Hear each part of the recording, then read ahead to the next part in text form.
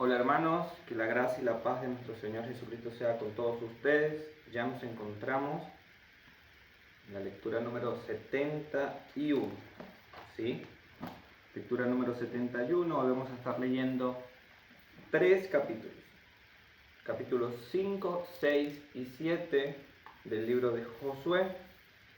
Así que bueno hermanos, vamos a orar para que el Señor nos guíe en la lectura, amén, y en la explicación, ¿sí?, de lo que hoy vamos a leer, y sobre todo hermanos nos ayude en la aplicación de nuestras vidas, de esto que vamos a aprender, ¿sí?, de esto que estamos leyendo. Padre, te damos gracias por tu palabra, gracias Dios porque tú nos ayudas a perseverar, tú nos ayudas Señor a continuar en nuestra vida de santidad, en nuestra santificación.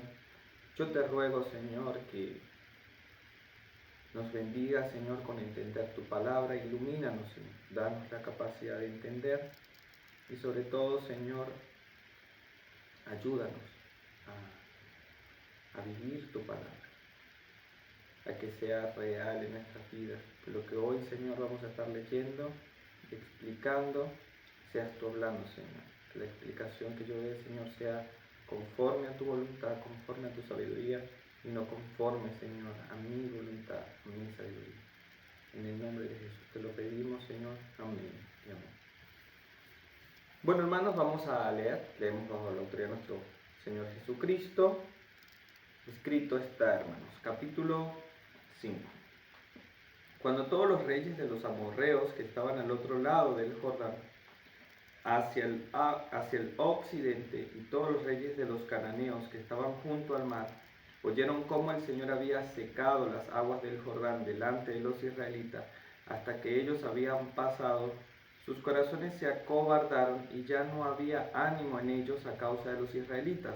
En aquel tiempo el Señor dijo a Josué: hazte cuchillos de pedernal y vuelve a hacer la circuncisión por segunda vez a los israelitas. Entonces Josué hizo cuchillos de pedernal y circuncidó a los israelitas en la colina de Aralot. Esta es la razón por la cual José los circuncidó. Todos los del pueblo que salieron de Egipto, que eran varones, todos los hombres de guerra, murieron en el desierto por el camino. Después que salieron de Egipto, murieron por el camino después que salieron de Egipto. Porque todos los del pueblo que salieron fueron circuncidados, pero todos los del pueblo que nacieron en el desierto por el camino, después de salir de Egipto, no habían sido circuncidados. Pues los israelitas anduvieron por el desierto 40 años, hasta que pereció toda la nación, es decir, los hombres de guerra que salieron de Egipto, porque no escucharon la voz del Señor. A ellos el Señor les juró que no les permitiría ver la tierra que el Señor había jurado a sus padres que nos daría, una tierra que emana leche y miel. Y a los hijos de ellos que él levantó en su lugar, Josué los circuncidó, pues eran incircuncisos, porque no los había circuncidado en el camino. Cuando terminaron de circuncidar a toda la nación, permanecieron en sus lugares en el campamento hasta que sanaron. Entonces el Señor dijo a Josué: hoy he quitado de ustedes el oprobio de Egipto, por eso aquel lugar se ha llamado Gilgal hasta hoy. Estando los israelitas acampados en Gilgal, celebraron la Pascua en la noche del día 14 del mes en los llanos de Jericó. El día después de la Pascua, el mismo día comieron del producto de la tierra, panes sin levadura y cereal tostado. El maná cesó el día después que habían comido del producto de la tierra, y los israelitas no tuvieron más maná, sino que comieron del producto de la tierra de Canaán durante aquel año.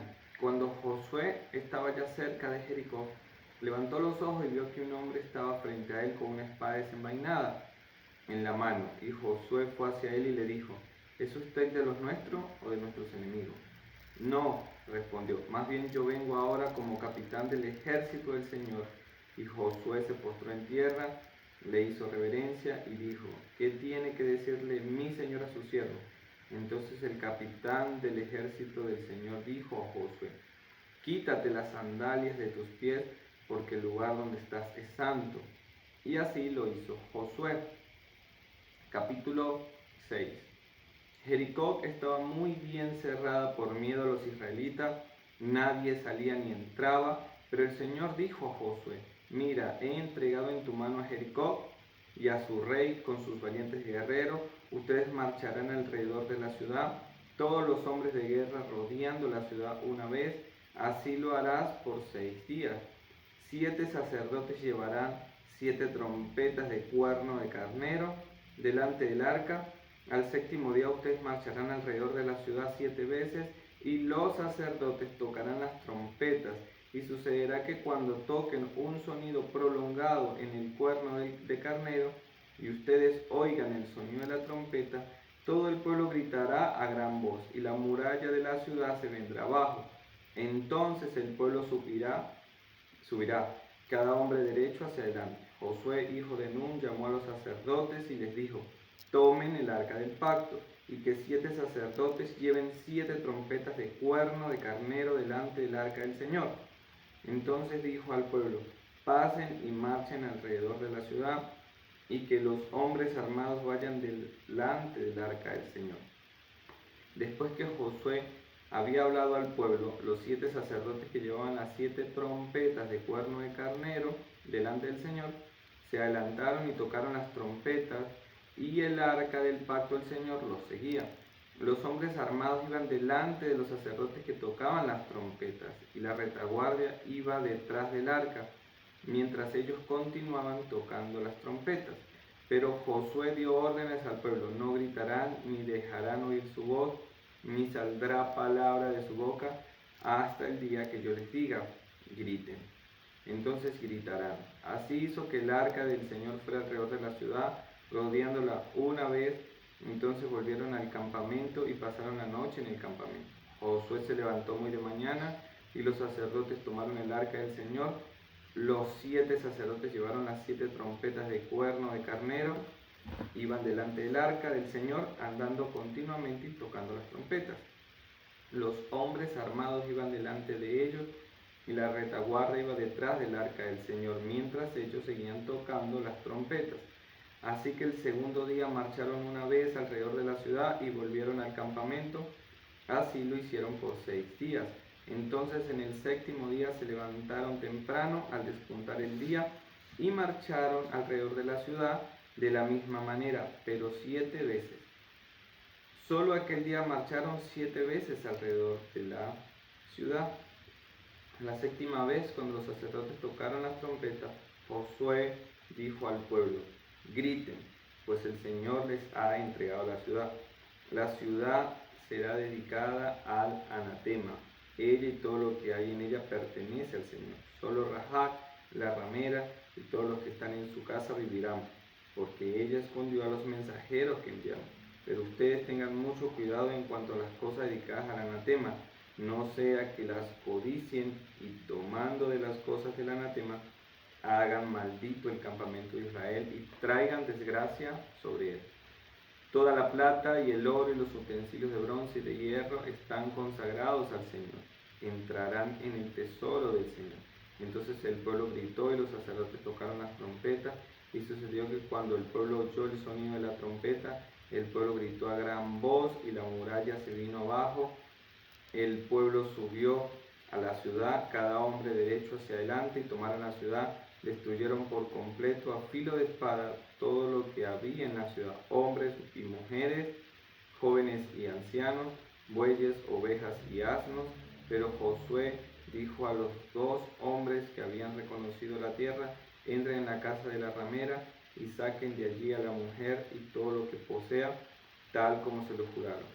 Entraron pues los jóvenes espías y sacaron a Rahab, a su padre, a su madre, a sus hermanos y todo lo que poseían. También sacaron a todos sus parientes y los colocaron fuera del campamento de Israel. Entonces prendieron fuego a la ciudad y a todo lo que en ella había. Solo pusieron en el tesoro de la casa del Señor la plata, el oro y los utensilios de bronce y de hierro. Pero Josué dejó vivir a Rahab, la ramera, a la casa de su padre y todo lo que ella tenía. Ella ha habitado en medio de Israel hasta hoy, porque escondió a los mensajeros a quienes Josué había enviado a reconocer a Jericó. Entonces Josué les hizo un juramento en aquel tiempo y dijo: maldito sea delante del Señor el hombre que se levante y reedifique esta ciudad de Jericó. Con la pérdida de su primogénito echará su cimiento, y con la pérdida de su hijo menor colocará sus puertas. El Señor estaba con Josué, y su fama se extendió por toda la tierra. Capítulo 7. Pero los israelitas fueron infieles en cuanto a las cosas dedicadas al anatema, porque Acán, hijo de Carmi, hijo de Zacti, hijo de Sera, de la tribu de Judá, tomó de las cosas dedicadas al anatema. Entonces la ira del Señor se encendió contra los israelitas. Josué envió hombres desde Jericó a Ai, que está cerca de Bet-Aven, al este de Betel, y les dijo: suban y reconozcan la tierra. Y los hombres subieron y reconocieron a Ai. Cuando volvieron a Josué le dijeron: que no suba todo el pueblo, solo 2 o 3 mil hombres subirán a Ai. No hagas cansar a todo el pueblo subiendo allá, porque ellos son pocos. Así que subieron allá unos 3.000 hombres del pueblo, pero huyeron ante los hombres de Ai. Los hombres de Ai hirieron de ellos a unos 36 hombres y los persiguieron desde la puerta hasta Sebarim y los derrotaron en la bajada.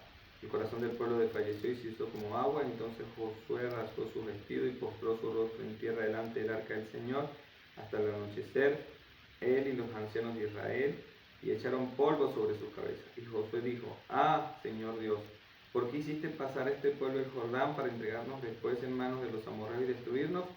Ojalá nos hubieras propuesto habitar al otro lado del Jordán. Señor, ¿qué puedo decir, ya que Israel ha vuelto la espada ante sus enemigos? ¿Por qué los cananeos y todos los habitantes de la tierra se enterarán de ello y nos rodearán y borrarán nuestro nombre de la tierra? ¿Y qué harás tú por tu gran nombre? Y el Señor dijo a Josué: levántate, porque te has postrado rostro en tierra. Israel ha pecado y también ha transgredido mi pacto que los ordené, y hasta han tomado de las cosas dedicadas al anatema, y también han robado y mentido, y además las han puesto entre sus propias cosas. No pueden pues los israelitas hacer frente a sus enemigos. Vuelven la espada delante de sus enemigos, porque se han convertido en anatema. No entraré más con ustedes a menos que destruyan las cosas dedicadas al anatema en medio de ustedes. Levántate, consagra al pueblo y di: conságrese para mañana, porque así ha dicho el Señor Dios de Israel: hay anatema en medio de ti, oh Israel. No podrás hacer frente a tus enemigos hasta que quiten el anatema del medio de ustedes. Por la mañana se acercarán pues por tribus, y será que la tribu que el Señor señale se acercará por familias, y la familia que el Señor señale se acercará por casas, y la casa que el Señor señale se acercará hombre por hombre. Y será que el hombre que sea sorprendido con las cosas dedicadas al anatema será quemado, él y todo lo que le pertenece, porque ha quebrantado el pacto del Señor y ha cometido una terrible ofensa en Israel. Josué se levantó muy de mañana e hizo acercar a Israel por tribus, y fue designada la tribu de Judá. Mandó acercar a las familias de Judá, y fue designada la familia de los de Sera. Hizo acercar a la familia de Sera, hombre por hombre, Isaac, y fue designado. Mandó acercar a su casa hombre por hombre. Fue designado Acán, hijo de Carmi, hijo de Zacti, hijo de Sera, de la tribu de Judá. Entonces Josué dijo a Acán: hijo mío, te ruego, da gloria al Señor Dios de Israel, y dale alabanza. Declárame ahora lo que has hecho, no me lo ocultes. Y Acán respondió a Josué: en verdad he pecado contra el Señor Dios de Israel, y esto es lo que he hecho. Cuando vi entre el botín un hermoso manto de cinar y 200 siclos de plata y una barra de oro de 50 siclos de peso, los codicié y los tomé. Todo eso está escondido en la tierra dentro de mi tienda, con la plata debajo. Josué envió emisarios que fueron corriendo a la tienda y hallaron el manto escondido en su tienda con la plata abajo. Los sacaron de la tienda y los llevaron a Josué y a todos los israelitas y los pusieron delante del Señor. Entonces Josué y todo Israel con él tomaron a Acán, hijo de Sera, y la plata, el manto, la barra de oro, sus hijos, sus hijas, sus bueyes, sus asnos, sus ovejas, su tienda y todo lo que le pertenecía, y lo llevaron al valle de Acor. Y Josué dijo: ¿por qué nos has turbado? El Señor te turbará hoy. todo Israel los apedreó y los quemaron después de haberlos apedreado. Levantaron sobre él un gran montón de piedras que permanece hasta hoy. El Señor se volvió del furor de su ira, por eso se ha llamado aquel lugar el Valle de Acor hasta el día de hoy. Bueno, hermanos, esta ha sido nuestra lectura de hoy, Josué capítulo 5, 6 y 7. Amén. Vamos a marcarlo. Josué capítulo 5, 6 y 7.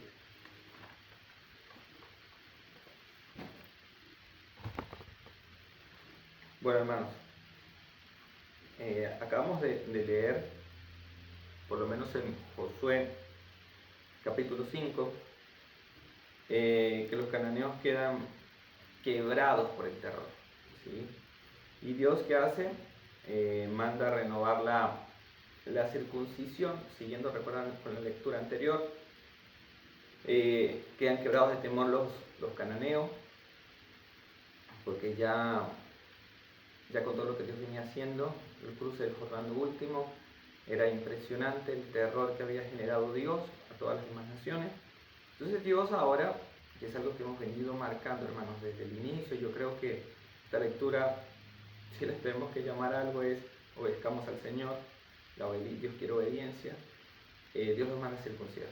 Ellos no habían obedecido, ¿sabes? Durante todos los que nacieron después de salir de Israel, los que nacieron en el desierto, en el camino, no habían sido circuncidados, y Dios por medio de José manda a ordenar. Y el ordenarse es obedecer, ¿sí? Por eso, hermanos, cuando hay una pareja que no se ha casado, Dios manda a obedecer. Y ese obedecer es ordenar. Entonces, o manda a ordenar, y ese ordenar es obedecer, ¿sí? Entonces, no es otra cosa más que eso, porque a veces pensamos cuando un matrimonio se tiene que ordenar, es que tiene que arreglar un montón de cosas. No debe comenzar a ordenar. Y Dios va a ir dándole sabiduría para ordenar otras cosas, Dios va a ir obrando sus corazones para que sea mejor esposo, mejor esposa, mejor padre, y esa santificación va a ocurrir de manera progresiva. Pero hay que obedecer, hay que ordenar y hay que casarse. No porque el matrimonio tenga una especie de poder mágico para hacer que las personas sean transformadas. Por poner un ejemplo, siguiendo con la línea del matrimonio, como acá estamos hablando de la circuncisión. No. Es el tema de que demuestro a Dios obediencia. Y así como obedezco en el matrimonio, comienzo a obedecer a Dios en cada palabra que me va dando, y eso va obrando en bendición a mi vida, a mi familia, a los míos, a la iglesia, a la ciudad en la que estoy. Entonces, bueno, hermanos,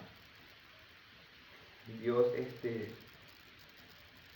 manda a obedecer, Él se ordena, y con eso Dios quita el oprobio, ¿bien? Dios quita ese malestar que había en el pueblo de Israel. Ahora, ellos celebran la Pascua y comen el producto de la tierra. O sea, aquí viene un antes y un después. Ese momento marca un antes y un después, perdón. Ellos venían siendo sostenidos por el maná. Esa era la provisión de Dios hasta ese momento, hasta esa Pascua, pero a partir de esa Pascua, la provisión de Dios cambia. Ahora ya es el fruto de la tierra. Ya ahí no hubo más maná. Dios cesó el maná. Y esto es importante, hermanos, porque debemos entender que Dios es nuestro proveedor. A ellos les vino proveyendo por maná y después por el fruto de la tierra. Entonces nosotros debemos, hermanos, aprender a recibir la provisión del Señor. Tal vez no la estamos recibiendo de la forma que nosotros queremos, pero no significa que no venga del Señor. Entonces, tal vez queremos ser, sobre todo, por ejemplo, gente que venimos como países como Venezuela, donde venimos acostumbrados, el país se nos acostumbró a darnos las cosas, y la gente está acostumbrada a la provisión ahora por bolsas de comida, por bonos que da el gobierno y todo eso. Y cuando nosotros llegamos a estos países no queremos nada de eso. Nosotros queremos que sea la provisión venga por el fruto de nuestro trabajo. Y no siempre está mal, está bien, es correcto, o sea, pero pidamos al Señor, entendamos que es la provisión del Señor y recibamos la provisión con gozo. Entonces aquí vemos un cambio de provisión. Y luego Josué ve el capitán del ejército del Señor, que es una teofanía de Cristo, ¿sí? Es una teofanía del mediador entre Dios y el hombre, lo que confirma y ordena reverencia cuando le manda quitar el calzado. Por eso vemos que es una teofanía, no es que Josué se postró sobre un ángel, sobre otra creación. No, no. Josué se postró delante del Señor. ¿Bien?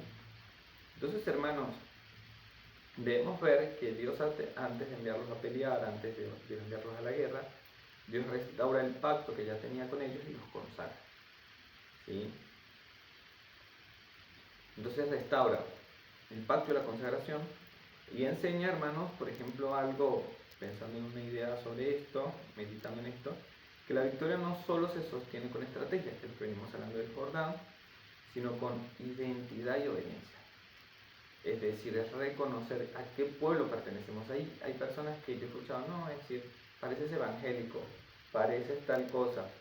Y eso pareciera que fuera algo malo. Viste que estas canciones, sobre todo muy urbanas, supuestamente cristianas, algunas pudiésemos decir que sí, otras que no, pero la mayoría de ese movimiento urbano cristiano que no quiere parecer religioso, lo que terminan es rechazando la identidad del cristiano para adoptar la identidad cultural del mundo. ¿Sí? Entonces, nosotros lo que vemos acá, hermanos, es que está bien parecer evangélico. ¿Sabes? ¿Por qué estaría mal que nos digan que parecemos evangélicos? Si más bien en nuestra sociedad, por lo menos actualmente, hablar del pueblo evangélico es hablar de gente que verdaderamente se consagra. Por eso siempre se espera de un evangélico que caiga, siempre se le promueve a tomar, a salir a fiesta, todo eso, con el fin de que una vez lo ha hecho, dice, ah, mira, este Tomás dice que no era evangélico, pero eso no lo dice un católico, eso no lo dice un mormón, eso no lo dice de un testigo de Jehová, eso no lo dice de un adventista. ¿De quién lo dice? De un evangélico, de un cristiano. Entonces, en ese sentido, y hablo evangélico porque obviamente muchos entienden que el cristianismo se abarca por todo eso que he nombrado, que no es así, porque cristiano es aquel que guarda las enseñanzas de Cristo, lo cual las otras no guardan. Pero para entender dentro de nuestra sociedad, que se puede entender así el cristianismo más general, los evangélicos tienen eso. Entonces hay que ver de que nosotros debemos estar de acuerdo con la identidad y obediencia, más que con estrategia, porque muchos dicen estrategia, no, adoptemos la identidad cultural, porque es una estrategia para ganar a los jóvenes, adoptemos esto, adoptemos aquello. Y no, Dios dice, no es con estrategias de hombre. No es así que funciona. Funciona con identidad y obediencia. Es más, nosotros vemos que cuando el Señor está restaurando, en el nuevo pacto restaura, tumba el muro medio de separación entre los gentiles y los judíos, y Dios hace una nueva nación, y así hizo una nueva ciudadanía. Todo eso, si usted se pone a ver eso, habla de una identidad. ¿Bien? Entonces, vemos, hermanos, que en general esta identidad y obediencia lo que nos habla es de que nos muestra que debemos pertenecer a Dios y caminar en su santidad.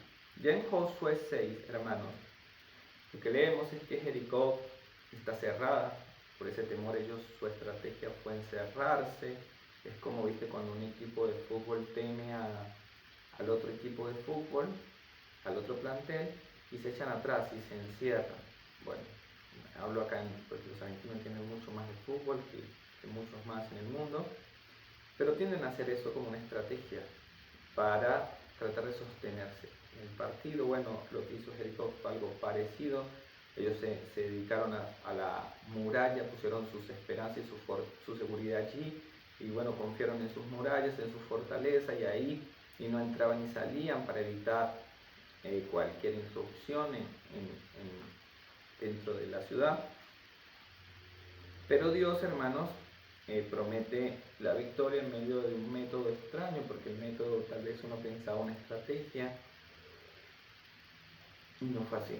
Dios, al contrario, les dice, mira, van a hacer de esta manera, van a ir 7 sacerdotes tocando trompetas,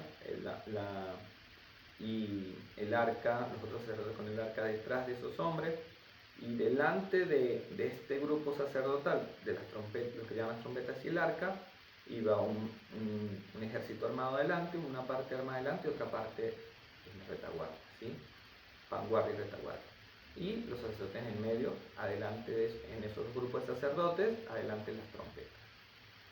Y Dios les dice, por medio de Josué, cuando yo les diga que griten, van a gritar, y Dios ha entregado a Jericó.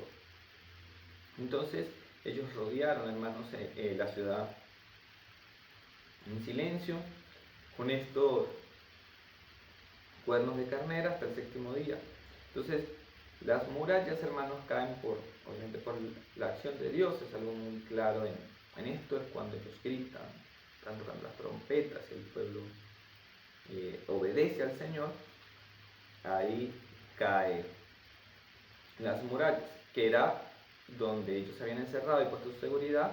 Dios demuestra, hermanos, que no hay seguridad. Es más, cuando hemos estado teniendo los jueces, que hemos venido hablando de todos los profetas menores, vemos que una de las falsas seguridades que la gente siempre pone es en cosas como esta, y aquí vemos un claro ejemplo de Jericó, una falsa seguridad en sus murallas, como cuando nosotros ponemos nuestra falsa seguridad, tal vez en nuestra economía, en nuestra estabilidad, tal vez en el trabajo, los que tienen empresas o empresas, y ponen su estabilidad, su seguridad en un montón de cosas, en la economía de un país, y Dios dice no. Lo vemos en Jericó, en donde ellos habían puesto su seguridad y como Dios las derriba. Y entonces Jericó queda, hermanos, como primicias. Por eso todo fue anatema. Es decir, no podían tomar nada porque Jericó fue como esas primicias al Señor, donde el pueblo no se tomaba nada, sino todo era para el Señor. Tuvieron que el oro, todo era para el Señor. Y dice, quemen todo, destruyan todo, porque ustedes no se van a quedar con nada. Todo debe ser para el Señor. Entonces eran como las primicias de esa toma de Canaán. Porque recuerden que estaban entrando por Jericó. Era la primera ciudad que se encontraban en ese desafío, en esa ardua tarea, en ese cumplimiento de la promesa de Dios de tomar todo Canaán. Entonces, solo Raab, la casa y todo lo de la casa de su padre, Raab, es decir, Raab, su padre, la familia del padre, la madre de Raab, sus hermanos y bueno, toda la familia de sus hermanos, esos eran los únicos que Dios hizo una excepción por un pacto hacia ellos. Entonces Dios consideró ese pacto y todo lo demás lo tomó como primicia, solo esa gente no, por el pacto que ya había hecho con ellos. Entonces vemos como Dios toma todo menos esa familia, Dios no las tomó como primicia. Y bueno, Dios hace esa excepción, pero no había más excepciones. Y bueno, se deja una maldición contra reconstruir Jericó. Que vamos a ver más adelante que hubieron otros hombres que la reconstruyeron y esa maldición se ve en ellos, pero la vamos a ver más adelante. Bien. Y bueno, esta maldición, la idea era ver el testimonio, ¿cómo se llama? Mantener vivo el testimonio de ese milagro, es decir, esa tierra que Dios le daba la promesa, ver destruida Jericó, la ruina de Jericó, lo que mostraba era el testimonio de que Dios había dado y Dios había entregado esa tierra, que no eran por las fuerzas de los israelitas, no eran por su sabiduría, no eran por su estrategia, sino era por el Dios que los acompañaba. Así que hermanos, Dios lo que vemos acá, reflexionando sobre esto, es que Dios humilla la autosuficiencia. Cuidado con eso, por eso decía las falsas seguridades.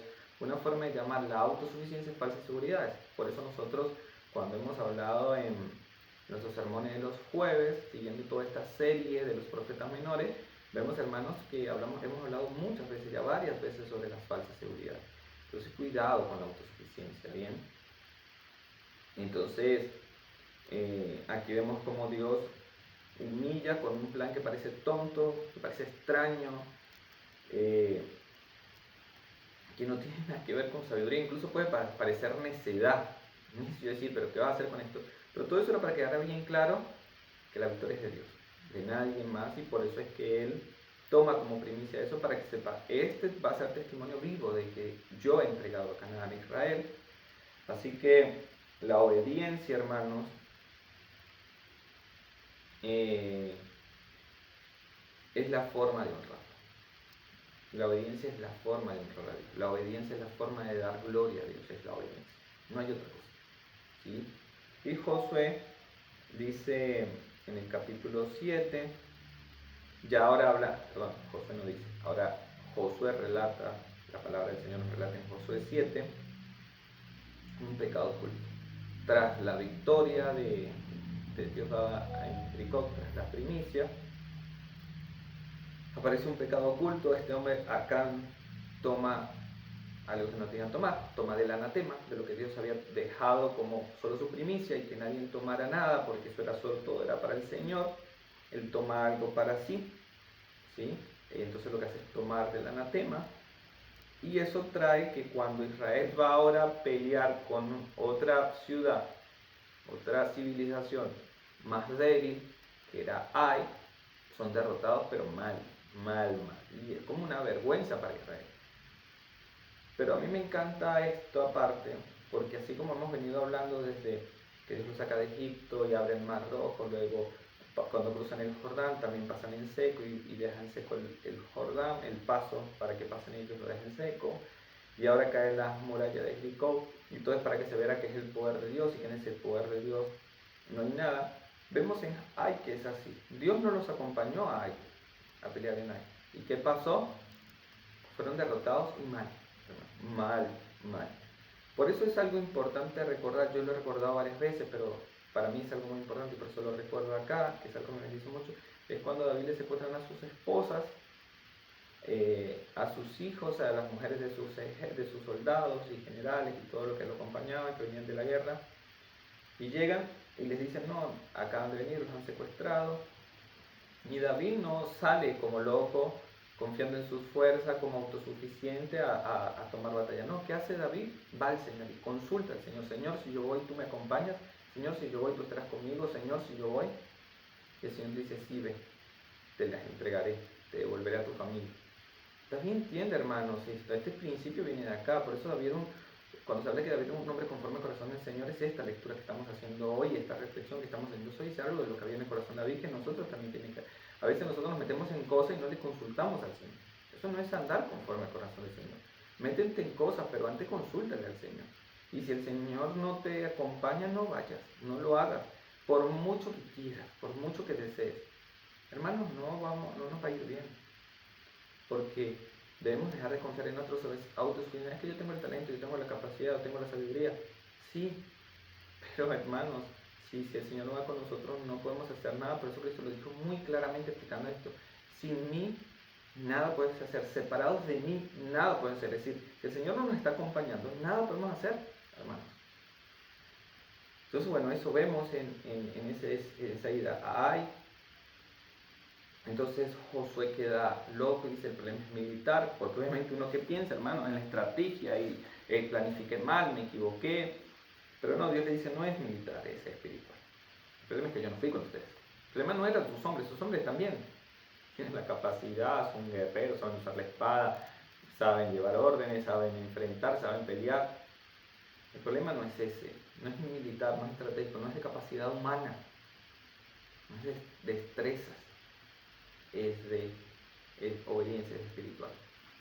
Entonces, Dios le dice que hay un anatema en medio y bueno, se santifica al pueblo. Dios expone al culpable, ya vimos cómo lo hace.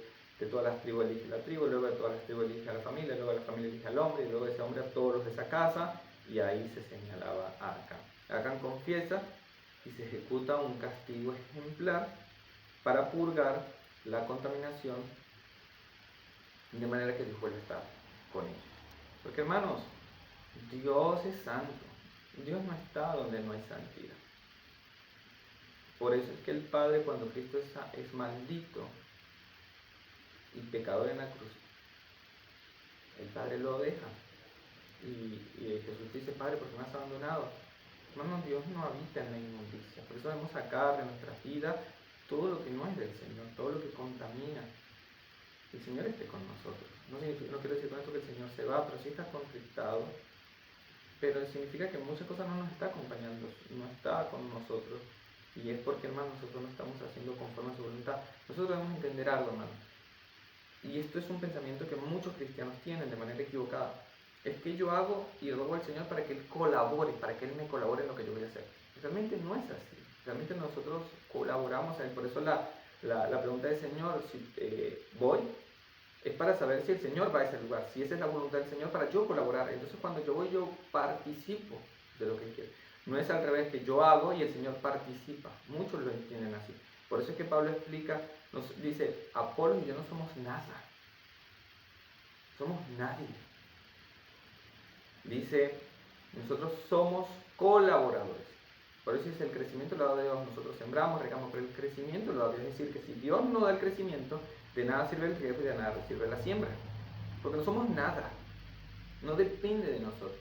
Depende de que Dios esté con nosotros. Y si Dios da el crecimiento, eso es lo que importa. Debemos estar regando, debemos estar sembrando. Pero en donde Dios está dando el crecimiento. Por eso es que debemos ver la mies. Donde Dios está haciendo que la gente crea dónde. Y ahí poner. Si nosotros le estamos predicando a alguien y vemos que esa persona está respondiendo, predícale más y más y está ahí trabajando con esa persona. Y aquel que no le predicas y no te responde, dedícale tiempo al que sí. Por eso Jesús cuando los envía y se tocan la puerta, que le deje pasar, entre con ellos, cenen y la paz del Señor estará con ellos, y el que no, sacúdense los pies y váyanse. Es decir, no podemos dar las perlas a los cerdos. Entonces, en ese sentido, hermanos, es entender que debemos obrar al Señor, nosotros acompañar al Señor, donde el Señor está haciendo, donde el Señor está obrando, nosotros allí. Las iglesias no se colocan donde yo quiero poner una iglesia acá, entonces yo quiero poner una iglesia acá y robo al Señor para que me ayude y me respalde, como muchos oran por, hay una oración que llaman mucho oración de respaldo, el Señor me respalde acá, pero no es así. Yo debo predicar y estar atento, viendo la misión, donde yo veo la mies, donde yo veo que Dios está orando, donde la palabra de Dios, donde Dios está dando fe, allí planto una iglesia, allí obra. Es así. No es donde yo quiera, es donde el Señor me está mostrando. ¿Y cómo yo sé? Por los frutos. La Biblia dice por los frutos. O sea, donde Dios está obrando, ahí yo colaboro. Entonces yo nunca dejo de ser un colaborador. Por eso es su iglesia, no es mi iglesia. Yo soy un colaborador. Y cada quien colabora conforme a su don, a su talento, a su llamado. ¿Sí? Así que bueno, Dios hace ese castigo ejemplar, hermanos, en ese momento fundacional de la tierra prometida. Porque imagínate que Dios permitiera eso del inicio, ya todo lo demás iba a ser peor. Entonces Dios dice, no, no es así. Obediencia es lo que Dios quiere. Así que bueno, hermanos, debemos tener presente que Dios aquí también muestra algo muy importante, lo serio del pecado escondido. Y tal vez a los hombres podemos esconderlo, pero a Dios no. Y es serio, hermanos. Así que debemos entender, hermanos, lo oculto a los hombres no es oculto a Dios. Lo que usted esconde al hombre, no Dios lo sabe, Dios lo ve. No hay nada que se le puede esconder a Dios. Así que, hermanos, nuestra vida de santificación, nuestro crecimiento, nuestro gozo se recupera cuando se saca la luz y se juzga con reverencia. ¿Bien? Así. Sí, bueno, hermanos, esta ha sido nuestra lectura y reflexión del capítulo 5, 6, 7, nuestra lectura número 71. Y bueno, yo espero que sea de bendición para su vida y que nos llame a reflexionar y a vivir conforme a su palabra. Así que, hermanos, con esto que vamos a despedir. Dios les bendiga.